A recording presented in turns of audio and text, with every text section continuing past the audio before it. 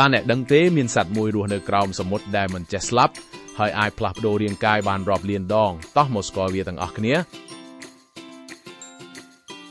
ផេះត្រីធំសមុទ្រនេះត្រូវបានគេស្គាល់ជាទូទៅថាចាហួយអន្តក់ដោយសារសមត្ថភាពពិសេសរបស់វាក្នុងការត្រឡប់ទៅដំណាក់កាលដំបូងនៃវដ្តជីវិតវិញពេលមានអាយុច្រើនឬរងរបួសប្រវត្តិនិងការរកឃើញ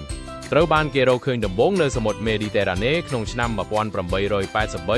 ប៉ុន្តែមានទំហំតូចប៉ុណ្ណោះប្រហែល4ឬ5មីលីម៉ែត្រទើបគេមិនសូវចាប់អារម្មណ៍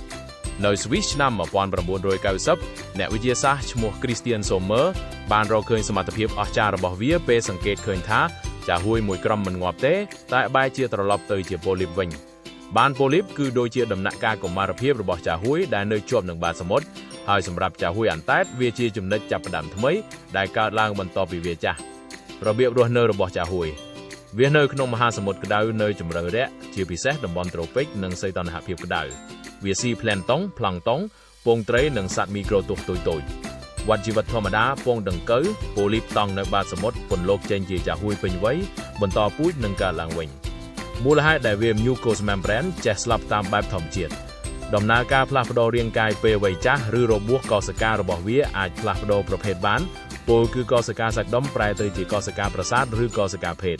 វាអាចបំផ្លាញរាងកាយទាំងមូលត្រឡប់ទៅជាប៉ូលីបវិញ